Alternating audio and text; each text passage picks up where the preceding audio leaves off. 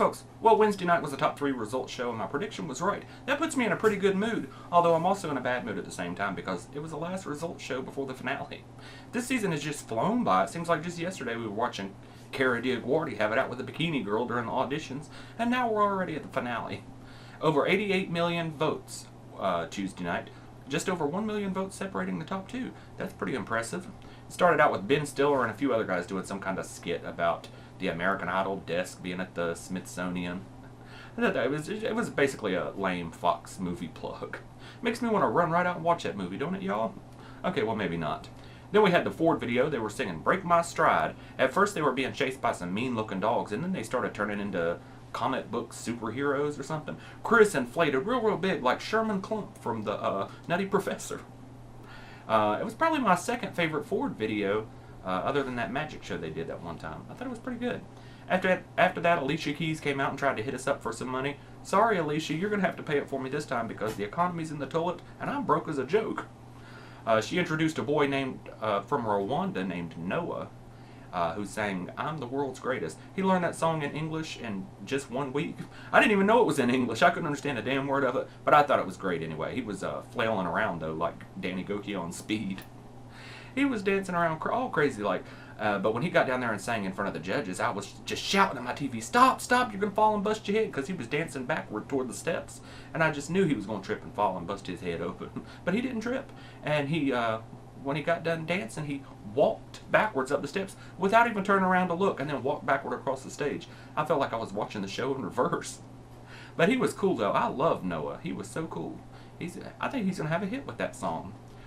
We didn't have a group number last night, though, did we? What happened to did they usually do a group number the week of the top 3? I don't remember. Not that it much matters. They're pretty boring anyway. Next, we had a look back at their homecoming trips. The first up was Danny Gokey going back to Milwaukee. Danny was most excited about seeing Jamar Rogers again. Oh, isn't that sweet? They were showing Danny in a limo, though, and there was this crazy woman chasing his limo. What did she think? He was going to pull over and let her in, and she was going to become the new Mrs. Gokey? I don't know what she was thinking. But how many of you all were expecting her to trip and fall flat on her face? I was hoping for it, too. I was kind of disappointed that she didn't fall. It would have been hilarious. But anyway, there were some pretty massive crowds at Danny's, though, wasn't there? Pretty huge crowds. One person in the crowd had a sign with Danny screaming on it that said, "Scream on." I thought that was pretty funny. Next, we looked at Kris's trip to Conway, Arkansas, where some restaurant called Stobie's is giving him free cheese dip for life. Kris was doing some kind of radio show. They were having a contest with tickets for something, I guess, to get to meet Kris. And he picked up and he said, "Caller 8, you're the winner," or something like that. "Number 8, you're the winner." And the girl was just a squealing. And the DJ corrected him and said, "No, it's number 9." Kris said, "Number 9's the winner. Just kidding." Poor girl. You know she was brokenhearted. They seemed to only focus on the little girls in the crowd with Kris, though, didn't they? I don't know why they did. It's the same thing they did to David Archuleta last season. And then with Adam, they showed people of all ages and sizes and everything else. I think it's just to make it seem less cool to like Kris, like only little girls like him. But, you know, there were plenty of adults there, too. I don't know why they do stuff like that. A lot of people get mad, though, and say, only the girls are voting for him because he's good looking. Well, that's not true. He's a very good singer, too. And, Adam and Danny are very good looking too. I'm sure they got a lot of little girls voting for them. And I don't know why people hate on the little girl vote anyway. People can vote for who they want. And the little girls, well, I guess showing the little girls in the crowd. Can you imagine being in the house with a little girl when she sees herself on American Idol? I bet you have to plug your ears up. It is so loud with them squealing. But anyway, Kris went home and reduced his father to tears. His father's very emotional. His father looks like he'd be a very good televangelist, doesn't he? Kind of puts me in the mind of Jim Bakker. And his mom reminds me of Elizabeth Edwards.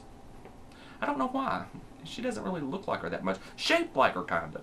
Anyway, next was Jordin Sparks singing her new single, Battlefield. I thought Jordin looked gorgeous. I don't think I've ever seen Jordin look that good, and I love that song. First time I ever heard it, and I think it's going to be a big hit. She was a little bit pitchy throughout it, but I still thought it was pretty good. Why is it whenever they come back after they've been on the show before, they're never quite as good as they were when they were on the show? Throughout the whole song, though, I kept thinking, what the hell is a Jurama? She said, go and get Jurama. And I was getting ready to Google Jurama when I finally figured out toward the end of the song, she was saying, your armor. Better go get your armor. I thought she was saying, better go get Jurama. I didn't know what that was.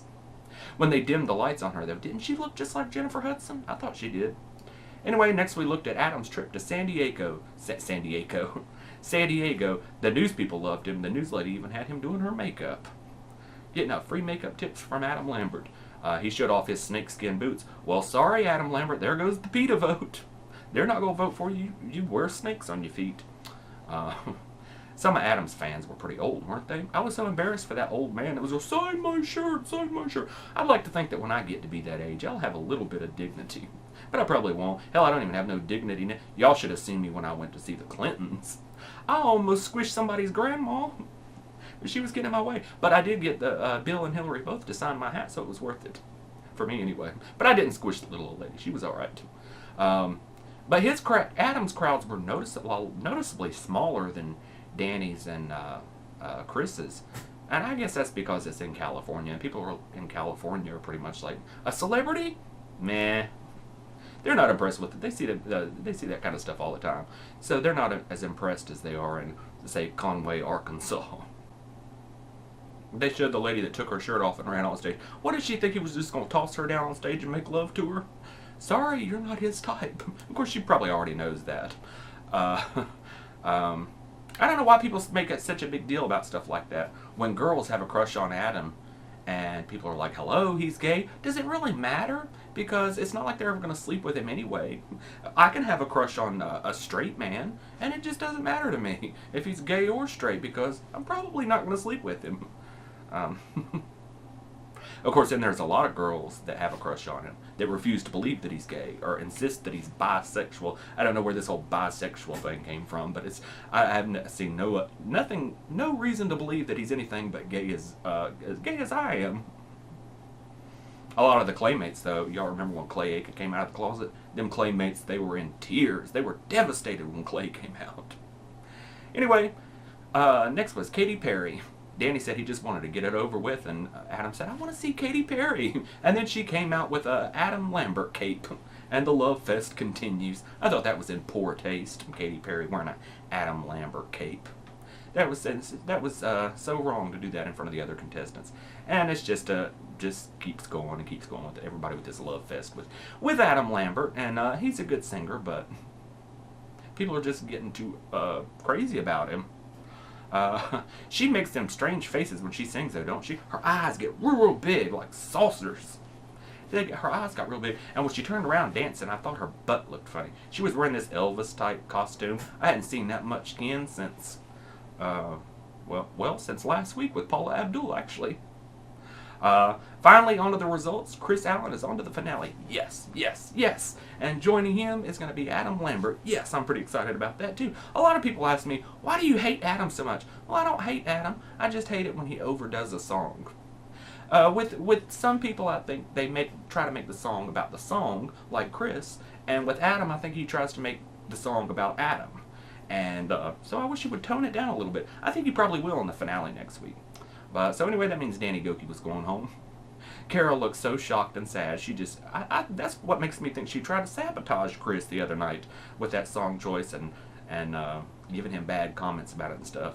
Because one of the backup singers said that the judges were given the opportunity, they were told when the contestants were going to be rehearsing, and they were given the opportunity to go work with them, and that Simon was the only one that did it. Randy was over there shouting, we didn't know we could. Please, Randy, you've been on this show too long to say stuff like that.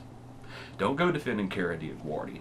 But her opinion has become pretty irrelevant anyway. I don't think anybody likes her anymore. I loved her at the beginning of the season, and she's just, I don't know, I don't like her anymore. So Danny sang one more time, and it was really good, just like it was on Tuesday. It was very good. And so next week is the finale. Simon said, no one would have predicted this. Speak for yourself, Simon Cowell. I predicted this 2 months ago, that it was going to be a Kris Adam finale. He said it could be a big ding-dong next week. Whatever that means, where I come from, ding-dong means, I'm not even going to say. But look at the look on Kris's face when he said that. I think it means the same thing where Kris is from, both from the South. Okay, only 1 million votes separating them, so it's going to be interesting to see how it turns out. I think this is going to be the closest, most unpredictable finale since season 2. So I'm excited about it. But only 1 million votes separating Adam and Kris. That I thought was very interesting because where is Danny's votes going to go? And I think they're more likely to go to Kris than to go to Adam. But you never know. I think if Adam tones it down, what they really need to do now, because they've already got their base, what they need to do now is they need to impress these people that vote based on the performance. They vote each night based on the performance and not based on who they love. So I think Adam needs to tone down the screaming, and Kris needs to do something really good. And so they both need to go for those voters, and it's hard to tell who's going to win. But anyway, I'll see you folks later. I might do another video looking back at the season Monday or Tuesday morning. We'll see. I'll have to see what happens. Anyways, I'll see you folks later. Bye.